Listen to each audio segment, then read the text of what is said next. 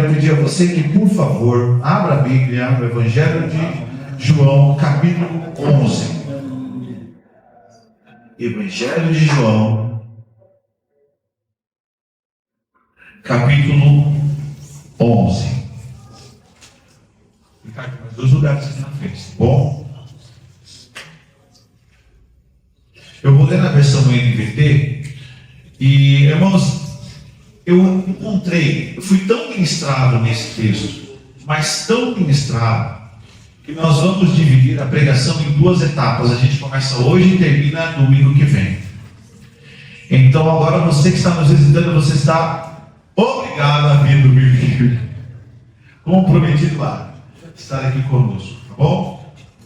Obrigado. Evangelho de João, capítulo 11, diz o seguinte: um homem chamado Lázaro estava doente. Ele morava em Betânia com suas irmãs Maria e Marta. Foi Maria, a irmã de Lázaro, que mais tarde derramou perfume caro nos pés do Senhor e os enxugou com os cabelos. As 2 irmãs enviaram o recado a Jesus, dizendo: Senhor, seu amigo querido está muito doente. Quando Jesus ouviu isso, disse: a doença de Lázaro não acabará em morte. Ela aconteceu para a glória de Deus, para que o Filho de Deus receba a glória por meio dela. Jesus amava Marta, Maria e Lázaro. Ouvindo, portanto, que Lázaro estava doente, ficou mais 2 dias onde estava. Depois disse a seus discípulos: vamos voltar para a Judéia. Os discípulos se opuseram, dizendo: Rabi, apenas alguns dias atrás o povo da Judéia tentou apedrejá-lo. Ainda assim o Senhor vai voltar para lá? Jesus respondeu: há 12 horas de claridade todos os dias. Durante o dia as pessoas podem andar com segurança, conseguem enxergar, pois tem a luz deste mundo. À noite, porém, corre o risco de tropeçar, pois não há luz. E acrescentou: nosso amigo Lázaro adormeceu, mas agora vou despertá-lo. Os discípulos disseram: Senhor, se ele dorme, é porque logo vai melhorar. Pensavam que Jesus falava apenas do repouso do sono, mas ele se referia à morte de Lázaro. Então ele disse claramente: Lázaro está morto. E por causa de vocês eu me alegro por não ter estado lá, pois agora vocês vão crer de fato. Venham, vamos até ele. Tomé, apelidado de Gêmeo, disse aos outros discípulos: vamos até lá também, para morrer com Jesus. Até aqui. Pai amado, eu quero te agradecer, Senhor, por mais esta manhã, pela tua bondade, pela tua misericórdia, pelo teu carinho, pelo teu amor. Pai, eu quero pedir ao Senhor, Pai, que leve a nossa mente cativa ao Senhor. O Senhor sabe das preocupações da semana. Sabe que como seres humanos limitados, Senhor, nós carregamos conosco a preocupação do dia a dia, o estresse da semana, e isso às vezes faz, Senhor, a nossa mente se desconectar do mundo e pensar na conta que temos que pagar, na questão sentimental que temos que enfrentar, mas neste momento em especial, Espírito Santo de Deus, o Senhor que tem poder, Senhor, para limpar a nossa mente, eu te peço, leva a nossa mente cativa ao Senhor, e que o Senhor possa, Senhor, derramar da tua palavra em nossos corações, assim como uma semente cai em terra fértil. Dissipa, Senhor, toda a distração espiritual e nos dá, Senhor, uma ministração poderosa por meio da tua palavra. É o que eu peço e desde já te agradeço em nome de Jesus. Amém. Amém. Queridos, na Bíblia nós encontramos muitas narrações profundamente enraizadas no conceito de amizade. São tantas narrativas que demonstram a experiência da amizade que quando a gente lê, nós percebemos o quanto Deus atua por meio da amizade. A amizade é algo crucial para a vida de todo ser humano existente na Terra. Ninguém foi criado para andar sozinho. Ou você acha que você foi criado para estar sozinho? É claro que quando a gente lê lá em Gênesis, nós percebemos que a companhia manifestada lá é a companhia do marido e da mulher. Mas não quer dizer porque são marido e mulher que não possa haver amizade. Existe amizade dentro do casamento, existe amizade dentro do trabalho, existe amizade nos bairros, mas existe amizades que elas vão além daquilo que nós imaginávamos. Quando a gente dá uma olhadinha, por exemplo, no texto de Ruth, a gente vê Ruth e Noemi, sogra e nora, com um vínculo tão grande que uma aceita deixar a sua condição, a probabilidade de conseguir uma nova vida para seguir junto. Nós temos o relacionamento de Davi e Jonatas, amizade incrível. Nós temos a amizade de Paulo e Timóteo, uma amizade maravilhosa, que acompanhou Paulo até o fim do seu ministério. Percebemos então, através desses exemplos, que esses personagens caminharam juntos com as vidas entrelaçadas, e é nítido o companheirismo, é nítido o envolvimento da vida de um para com o outro. Dessa forma a gente só pode chegar a uma conclusão: a amizade é um item tão raro, que deve ser levado como um dom e um presente de Deus. Amém. A amizade é um dom e um presente de Deus. Eu tenho certeza que você pode olhar para a sua vida e você vai perceber que você pode peneirar isso. Que a amizade é diferente de coleguismo, de companheirismo secular. A amizade é algo muito mais enraizado no choro, no pranto, na dor. A Bíblia chega até a dizer que é no sofrimento que nasce o irmão. Eu, graças a Deus, eu fui extremamente agraciado, eu fui afortunado, porque às vezes nós não conseguimos encontrar amizade nem no ramo familiar. A amizade é algo tão raro que ela independe, sabe o que? De vínculo sanguíneo, porque a amizade verdadeira ela é gerada no coração. Eu dou glória a Deus, porque tenho uma irmã amiga, um cunhado amigo, uma esposa amiga, tenho até uma sogra amiga. Mas minha sogra é uma bênção. Deixa ela lá, cantinho dela. Brincadeira, pela verdade, é uma bênção. Mas você percebe que a amizade é algo tão raro que às vezes ela não tem um vínculo sanguíneo, porque é gerada aqui dentro, é gerada no peito, é gerada no coração. No entanto, o elo de amizade que não deve ser dispensado somente no termo horizontal, ou seja, a amizade não deve ser pensada só no termo horizontal, mas no termo vertical. Porque quando nós pensamos em amizade, nós pensamos o quê? Nas pessoas que nos cercam no dia a dia. No entanto, existe alguém, uma amizade muito maior que precisa ser entoada hoje, que é a amizade no nível vertical, é o nosso relacionamento, é a nossa amizade com Deus. Quando nós olhamos a história da humanidade, você vai perceber que o pecado gerou inimizade. A Bíblia deixa claro que nós éramos inimigos de Deus. Olha só, inimigos do nosso Criador, distantes daquele que nos trouxe a vida, distante daquele que gerou a Laurinha no ventre da Bruna, distante desse Deus que é aquele que proveu o ar, o oxigênio que nós respiramos. Nós éramos distantes, éramos inimigos, mas a cruz foi a solução para isso. Colossenses capítulo 1, versos de 21 a 23, diz o seguinte: antes vocês estavam separados de Deus, e na mente de vocês eram inimigos por causa do mau procedimento de vocês, mas agora Ele os reconciliou pelo corpo físico de Cristo, mediante a morte dele. Então nós que estávamos em inimizades, distantes de Deus, agora temos um vínculo eterno com o Senhor, que foi construído e adquirido por meio da cruz do Calvário. Apesar deste ponto final na separação, me parece que ainda não entendemos como nos relacionar. Parece que a gente ainda não entendeu a importância de ter um relacionamento com Deus. Parece que nós ainda continuamos não atados ao Pai. O texto lido é riquíssimo em mostrar elos de amizade. É tão interessante, depois você volta com calma e estuda. Você vai perceber que no capítulo 11, o trato com Lázaro, Marta e Maria é diferente. Porque Lázaro, Marta e Maria são amigos do Senhor. Jesus tinha o costume de ir com frequência na casa de Lázaro. A casa de Lázaro era uma espécie de quartel-general do nosso Senhor Jesus Cristo na Judéia. Ele partia de lá para todos os outros lugares. Era de lá que ele partia para evangelizar. Era de lá que ele partia para fazer milagres. Era de lá que ele partia para, acima de todas as coisas, levar as boas novas. Mas olha só que interessante. Ele partia da casa de Lázaro para fazer todas essas coisas. Mas quando ele precisava repousar, ele voltava para a casa de Lázaro. Você já parou para pensar no seu relacionamento com Deus?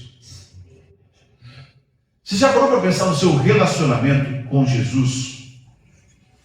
Porque existem alguns aspectos que envolvem relacionamento e que envolvem a nossa amizade com Deus. E que talvez nós sempre deixamos de lado. Porque você tem uma vida corrida, eu sei que você tem os seus afazeres, eu sei que você tem a sua rotina, eu sei que você tem os seus problemas, eu sei que você tem problemas sociais, econômicos, financeiros. Eu sei que a nossa vida, a vida pós-moderna é uma vida que judia, porque ela é uma vida de metas. Às vezes eu olho para a Carol de manhã, ela já está assim, ó, piscando, meta. Tadinha, ela vai, e nós olhamos o carro, lembra? A gente vai olhando, porque lá na STI é meta. Então nós às vezes estamos um pouco desconectados daquilo que nós herdamos na cruz. Porque você agora, você é amigo de Deus, você foi arreatado ao Criador do universo. Agora você pode ter relacionamento com o Senhor, Criador dos céus e da terra. A cruz franqueou para você um amor eterno, uma presença eterna e uma amizade eterna. E quando eu leio esse texto, eu fico feliz em saber que nós somos amigos de Jesus. E não só que nós somos amigos de Jesus, mas que algumas coisas advêm dessa amizade. Portanto, eu quero trabalhar com vocês 3 lições sobre quando somos amigos de Jesus. O tema é esse: quando somos amigos de Jesus. Porque, irmãos, eu tenho que mostrar, tenho que falar isso. Mas há diferença. Há diferença em se relacionar ou não se relacionar com Jesus. A diferença ela é visível. A diferença ela é palpável. É uma diferença plausível nas nossas vidas. Eu quero trabalhar essas 3 diferenças para, quem sabe, se a nossa amizade, a começar de mim, talvez se a amizade que eu tenho com Jesus está enfraquecida, é que hoje a gente sai daqui querendo ser mais amigos e mais íntimos do Senhor Jesus Cristo. Porque quando nós somos amigos de Jesus, algumas coisas acontecem. Primeira lição de hoje. Deixe a Bíblia aberta, por favor. Por favor. Quando nós somos amigos de Jesus, a calamidade é revertida para a glória de Deus. Primeira lição. Quando nós somos amigos de Jesus, a calamidade ela é revertida para a glória de Deus. Quer dizer, o desastre, a tragédia, o medo, a angústia, isso vai ser revertido para a glória de Deus. Onde está isso, pastor João? Dá uma olhadinha nos versos 3 e 4. Tem que estar aí. Olha lá. Então, as irmãs de Lázaro mandaram dizer a Jesus: Senhor, olha só, Senhor, aquele a quem amas está doente. Ao ouvir isso, Jesus disse: essa doença não acabará em morte. É para a glória de Deus, para que o Filho de Deus seja glorificado por meio dela. Ser amigo de Jesus nunca foi garantia de isenção de problemas. Olha para mim nos meus olhos. Ser amigo de Jesus nunca foi garantia de isenção de problemas. Se te venderam esse evangelho dessa forma, com essa metodologia, esquece. Porque ser amigo de Jesus não quer dizer que a partir de agora as suas contas estão quitadas. Uma conta foi quitada, que é a do pecado. Essa foi quitada, essa Jesus pagou. Mas nós temos a vida está assim. O próprio Senhor Jesus falou assim, ó: no mundo vocês vão ter o quê? No mundo vocês vão ter aflições. Então nós vamos ter que aprender a lidar com a calamidade. E às vezes ela chega. Às vezes vem aquela briga no relacionamento que você fala: nós estamos no limite, pastor, estamos por um fio. Às vezes vem aquela conta que você fala: não tem de onde tirar dinheiro, pastor, acabou, sumiu, acabou a providência. Às vezes vem um diagnóstico negativo do médico que destrói o seu coração. Você fala, justo agora, nesse momento do ano, nesse estágio da minha vida, eu tinha que receber esse diagnóstico negativo. Isso vai acontecer. E se não aconteceu com você, vai acontecer. Porém, aqueles que desfrutam de amizade com o nosso Senhor Jesus entendem que, mesmo no deserto, Jesus pode fazer jorrar água da pedra. Amém. Calamidade, olha para mim. A calamidade, o momento de adversidade, ele também é material ou matéria-prima para Jesus trabalhar na sua vida, sabia? Quando as coisas acontecem que você perde o chão, você fala, não tem mais esperança para mim nessa situação, a primeira coisa que nós fazemos é olhar para aquilo e falar, esse é o meu fim. É o fim do meu casamento, é o fim da minha amizade, é o fim do meu relacionamento, é o fim do meu emprego, é o fim do meu sustento. Mas quando Jesus olha para isso que está acontecendo na sua vida agora, sabe o que ele pensa? Essa é uma oportunidade para eu glorificar o meu nome, para eu trabalhar em você. Porque Jesus não desperdiça nada, nem a adversidade. Nós servimos um Deus que Ele é capaz de transformar lágrimas em alegria. Nós servimos a um Deus que diante da adversidade sempre produz uma solução. Aliás, a maior matéria-prima da transformação do Espírito Santo nas nossas vidas é a dor, é o sofrimento. Mas não quer dizer que você vai viver sofrendo. Quer dizer que Ele vai transformar a sua lágrima em sorriso através do seu poder. Amém. Então Ele fala, essa morte, essa notícia da morte de Lázaro, ainda bem, Ele fala, eu me alegro. Mas como assim Ele se alegra pela notícia de um amigo que está morrendo? É porque Jesus ele tinha um propósito maior. Os discípulos estavam com o coração duro, ainda não haviam entendido que eles estavam andando do lado do Messias. E Jesus falou, eu me alegro por não ter estado lá, sabe por quê? Porque nós vamos voltar lá e vocês vão ver o que eu vou fazer e você vai acreditar em mim, em quem eu sou, no meu poder. Amém. Então ele se alegra na calamidade que se instala na vida daquela família. Olha que interessante, onde nós enxergamos ferro retorcido, o artista plástico enxerga a possibilidade de construir uma escultura pós-moderna. Então, se você for no Museu da Arte Moderna, você vai perceber. Às vezes você olha, você não consegue enxergar o que está lá. Se alguém já foi no Museu da Arte Moderna, vai perceber. Quando chega o artista e começa a te explicar, aquilo começa a ganhar vida, começa a ganhar sentido. Fala, quer dizer que esse monte de ferro retorcido é isso. Sim, agora eu entendi. Isso acontece com a gente. Quer dizer que quando nós chegamos no nosso limite, Jesus vê aí a possibilidade de reverter essa situação em glória para o nome dele. Só que não é porque nós servimos um Jesus vaidoso, não é por causa disso. É porque o que Jesus quer é que você entenda quem é o seu amigo. Jesus quer que você entenda o poder que ele tem sobre o mundo, sobre a esfera espiritual, sobre a esfera material. Jesus quer que você entenda quem Ele é e como Ele é necessário, como a amizade com Ele é necessária nos dias de hoje. Então, todas as vezes que você se deparar com um problema ou com uma situação que você, isso eu não consigo resolver, eu quero que você saiba, há um amigo celestial, soberano, poderoso e que pode resolver todas as coisas, porque a palavra afirma aqui, todas as coisas cooperam para o bem daqueles que amam a Deus. Quando diz todas as coisas, é todas as coisas. Como é que pode um carro batido colaborar para a glória de Deus? Como é que pode a briga com o filho colaborar para a glória de Deus? Como é que pode você chegar no trabalho e receber uma carta, olha, seus serviços não são mais necessários agora? Como é que pode um jovem que está apaixonado e de repente recebe um não da namorada, como é que pode isso colaborar para a glória de Deus? É que o Senhor Jesus Cristo ele tem a capacidade de reverter isso em ensinamento sobre quem Ele é. Porque é basicamente na adversidade, no choro, que nós vamos percebendo que as lágrimas, elas não detêm, sabe o que? O veredito final. O veredito final está nas mãos de Jesus. Amém. O nosso grande, maior e melhor amigo.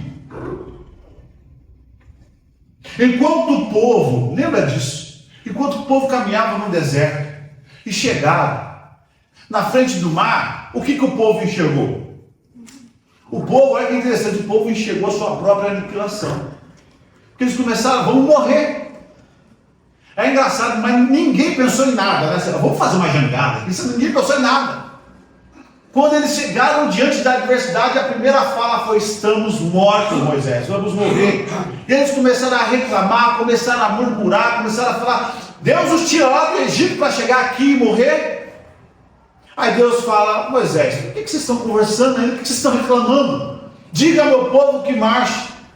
E às vezes você está no limite da sua vida agora, você está se perguntando para Deus: Deus, para onde eu vou daqui? O que eu faço daqui, Senhor Jesus? Eu quero que você saiba que há um amigo, e que o amigo que você tem na pessoa do Senhor Jesus já tem uma solução, uma saída para o que você está vivendo exatamente agora. No caso, ele não vai falar: diga ao meu servo que marche. Ele vai falar: diga ao meu servo que continue crendo. Amém. Quando a calamidade se instalar, eu quero que você saiba, Deus vai reverter isso para a glória do nome dele. Você sabe, a gente só não sabe como. Quais estratégias ele vai usar para te tirar de onde você está. A gente não sabe como esse amigo soberano vai utilizar. Uma coisa eu posso dizer: que ele tem recursos, ele tem. Que ele tem know-how, ele tem. O maior especialista na amizade humana, na vida humana, é Jesus. Apresente a Ele hoje. Qual é a sua calamidade? Há um amigo que verdadeiramente se importa com você. E no momento em que você está vivendo agora, ele é a melhor pessoa para quem você pode recorrer. Mas, pastor João, as coisas estão difíceis. Lembra do que eu te disse. Aonde nós enxergamos calamidade, Jesus enxerga possibilidades. Vou repetir isso. Onde nós enxergamos calamidade. Lembra que foi dito? Ó, Lázaro está morto. Acabou. Pensa comigo. Olha que coisa louca, maluca no bom sentido. Acabaram de receber a notícia que Lázaro estava morto. O que esperaram? Vamos chorar e acabou. Segue a vida. Jesus falou: não, vamos para lá. Imagina a cabeça dos discípulos. Mas como é que história é essa? A morte é o fim da linha. A morte é o fim dos sonhos. A morte é o fim da existência. A morte é o fim, é a consumação de tudo na vida do ser humano. E Jesus, esse amigo, fala: não, vamos lá, vamos lá. Então, queridos, se existe solução para a morte, para a sua amizade com Jesus, então existe solução para todas as outras calamidades. Amém? Amém. Então, quando somos amigos de Jesus, nos tornamos alvo. Olha só, quando somos amigos de Jesus, perdão, a calamidade é revertida para a glória dele. Guarda isso? Então você chega em casa, dobra o joelho e ora e peça a intervenção desse amigo sobrenatural. Segunda lição desse texto: quando somos amigos de Jesus, nos tornamos alvo, agora sim, de seu amor obstinado. Onde está isso, pastor João? Bíblia aberta, leia comigo versos de 5 a 8. Versos de 5 a 8. Olha o que diz aí. Jesus amava Marta, a irmã de Lázaro. No entanto, quando ouviu falar que Lázaro estava doente, ficou mais 2 dias onde estava. Depois disse, aos seus discípulos: vamos voltar para a Judéia. Olha o verso 8. Esses disseram: mestre, há pouco os judeus tentaram apedrejar-te, e assim mesmo vais voltar para lá? Jesus respondeu: o dia não tem 12 horas? Quem anda de dia não tropeça, pois vê a luz deste mundo. Olha para mim, eu quero falar uma coisa muito séria. Quando Jesus disse que cuidaria de nós, ele estava falando sério. Quando Jesus disse que cuidaria de nós, esse amigo soberano estava falando muito sério. O verso 8 é uma referência dos eventos que aconteceram no capítulo 5 de João. Por que os discípulos estão morrendo de medo? Porque Jesus, quando você lê o capítulo 5 de João, você vê que Jesus está no embate com os fariseus e com os saduceus. E é nesse capítulo 5 de João que Jesus afirma ser o Filho de Deus. É nesse capítulo de João que Jesus abre as portas para chegar no ápice e falar assim, ó, eu e o Pai somos um. Então, é exatamente nesse momento em que os fariseus e os saduceus começam a pegar pedra no chão. Vamos apedrejar esse cara, não é que heresia.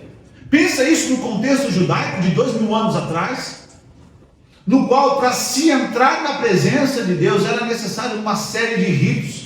Não era de qualquer forma que se apresentava. Um sacerdote entrava uma única vez ao ano no Santo dos Santos, e se o povo tivesse em pecado, ele era fulminado. Eles puxavam só a cordinha e vinha um sininho, que era um sininho sacerdotal, que ele tinha que ficar lá dentro. Enquanto ele orava lá dentro, o sininho tocava. Ó, Deus está aceitando, porque o sacerdote está vivo. Mas se não aceitasse, que sabe o que fazia? Puxa o sininho e já era. Vamos começar a orar para que Deus mande outro sacerdote. Você pensa, um povo que vem com esses ritos, com uma noção da divindade, da grandeza de Deus incrustada na mente, de repente chega alguém e fala assim, eu e o Pai somos um. Eles que ainda não entendiam a revelação progressiva de Deus, que Deus viria, e que não entendiam as Escrituras, que viria e o Pai enviaria o Filho, ele pisaria nessa terra, eles não entenderam isso. Pega as pedras e vamos apedrejá-lo. Isso é heresia.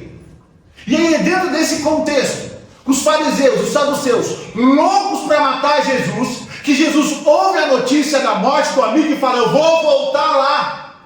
Por isso que eles ficam apavorados, eles falam, mestre, mas eles querem te matar, eles querem te apedrejar. Mas o amor de Jesus por nós é obstinado. Ele mesmo assim, mesmo sabendo a notícia negativa, ele fala, eu vou lá. Eu vou estar com Lázaro, eu vou curar Lázaro, eu vou resgatar Lázaro. O Senhor Jesus havia sido ameaçado de morte, e mesmo assim, obstinadamente, ele insistiu em voltar. Jesus tem um amor obstinado por mim e por você. Jesus tem um amor obstinado por mim e por você. E o que é obstinação? Característica de quem persiste. Obstinação, característica de quem insiste, característica de quem não desiste, característica de quem está extremamente convicto.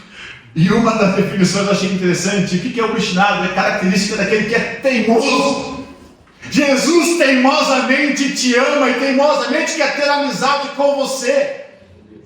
E quando nós abrimos nosso coração, esse amigo obstinado entra para fazer morada. E quando ele faz morada, ele obstinadamente nos separa para a honra, glória, louvor e habitação do seu Santo Espírito. E ele obstinadamente começa a investir na sua vida.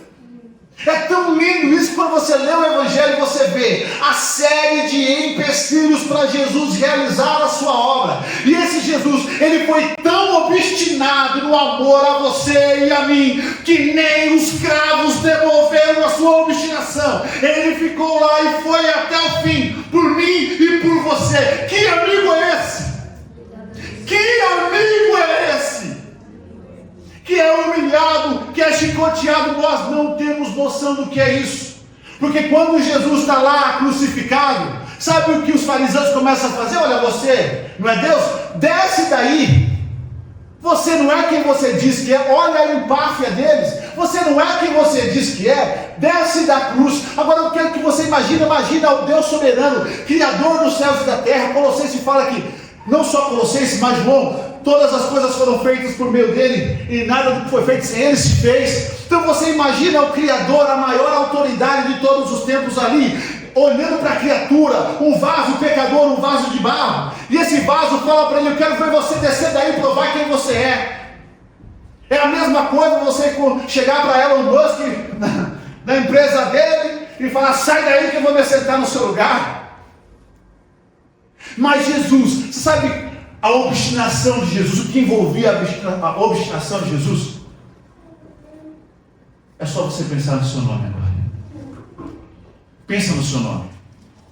Porque eu tenho certeza que Jesus, 100% homem e 100% Deus, mas na sua divindade, enquanto aqueles pregos entravam, ele falava, eu não vou desistir. Porque se eu descer da cruz para provar quem eu sou, Sabe o que acontece? Não tem plano B. Você é o plano A. O amor a você é o plano A. O amor à sua vida é o plano A.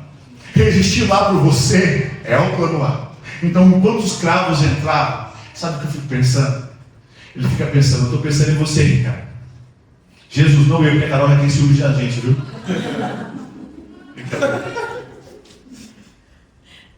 André, Jesus falava, eu estou pensando no André. Dani, Jesus fala assim, eu estou pensando na Dani.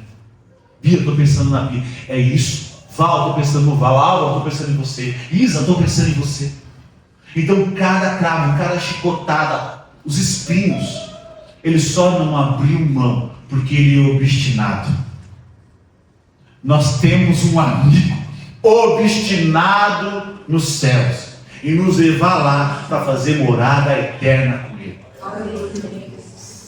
Quando somos amigos de Jesus, nos tornamos alvo desse amor obstinado. Lembra? Se você for para lá, eles vão te apedrejar, eles vão te matar. Mas Jesus pensou, é o meu amigo que está lá, distante de mim. Jesus pensou, comi na casa dele, convivi com ele, acordei e dormi com Lázaro, fui alimentado com o pão de Lázaro. Eu não vou deixar ele lá. Eu não vou deixar o meu amigo lá. Agora eu quero que você pense em você, no lugar de Lázaro. Porque a Bíblia fala que Deus não faz acepção de pessoas, Deus não separa pessoas. Então o mesmo amor que foi desferido da cruz a Lázaro, também agora está franqueado a você. Só se abrir o seu coração e falar, Jesus, eu quero ser seu amigo. Eu quero fazer parte desse grupo de pessoas que são loucamente apaixonadas pelo Senhor e que recebem o seu amor obstinado. Amém? Terceira e última lição desse texto.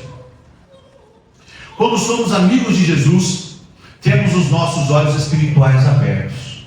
Aonde está isso? Dá uma olhadinha lá nos versos 11 a 15. Acompanhe aí. Versos 11 a 15 diz o seguinte, ó. Depois de dizer isso, prosseguiu dizendo-lhes, nosso amigo Lázaro adormeceu, mas vou até lá para acordar. Seus discípulos responderam, Senhor, se ele dorme, vai melhorar.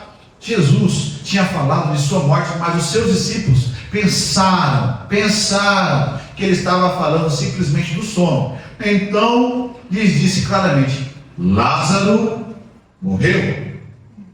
E para o bem de vocês estou contente por não ter estado lá, para que vocês creiam.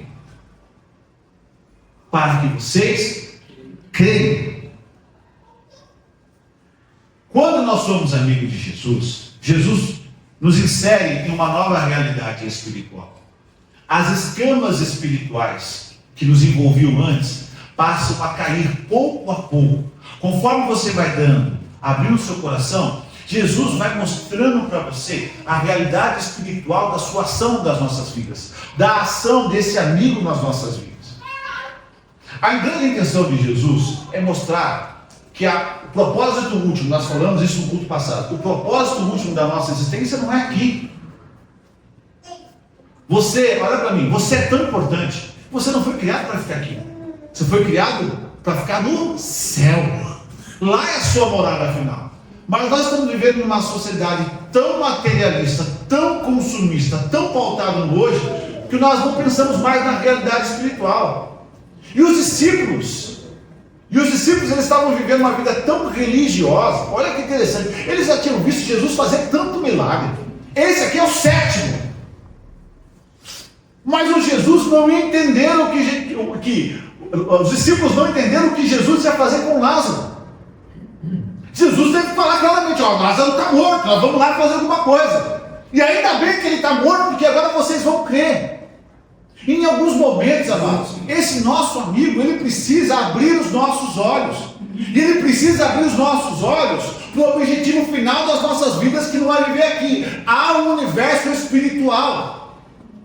Então eu oro, e essa é a minha oração, para que Deus possa tocar, para que esse nosso amigo, para que Jesus possa tocar os nossos olhos e nos fazer enxergar os propósitos maiores dessa vida e entender que existe um propósito espiritual. Irmãos, não quero espiritualizar. Você viu o que aconteceu no louvor aqui hoje? Vocês viram o que aconteceu? Pergunta para quem vem ensaiar se isso aqui é comum. Não é comum. Estava ali orando fora. O Adilson passou orando. Ele falou: Deus, nos dá um culto, isso aí não é comum. Nosso primeiro dia de inauguração aqui, de emancipação, queimou. Data show. O pino quebrou, começou a dar um monte de coisa errada. Né, Edu? Para e vamos orar, gente. Por quê? Porque o espírito, o mundo espiritual é real, gente. Jesus quer que a gente saiba disso. Sabe por quê? Porque a maior estratégia de Satanás é fingir que ele não existe. Como é que você vai vencer um inimigo que você acha que não existe? Como é que você vai viver uma vida espiritual se você acha que não existe um mundo espiritual? Como é que você vai entender os propósitos que Deus tem para você na igreja e na propagação do evangelho se você acha que não há um propósito para você? Se você acha que a sua vida e a sua rotina normal, da maneira como está, é assim que Deus quer, não é assim que Deus quer, não. Nós fomos criados, nós temos incumbências sociais, você tem que pagar a conta, você tem filho para criar, você tem trabalho, isso faz parte das nossas incumbências sociais. Mas isso não quer dizer que nós não somos seres espirituais e que precisamos trabalhar no mundo espiritual, porque há uma gerência. Deus, olha para mim, Deus tem um chamado para você, e um chamado intransferível. Se você olhar para o seu dedo, você vai perceber o que tem aqui no dedão. O que tem aqui no dedão, gente? A digital é transferível. Existe outra pessoa em todo o mundo com uma digital igual a sua? Como também não existe nenhuma outra pessoa na face da terra com a íris dos olhos aqui igual a sua íris.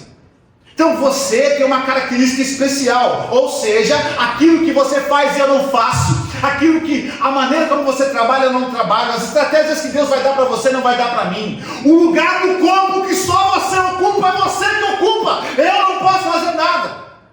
Mesmo como pastor, como líder da igreja, mas está faltando espaço.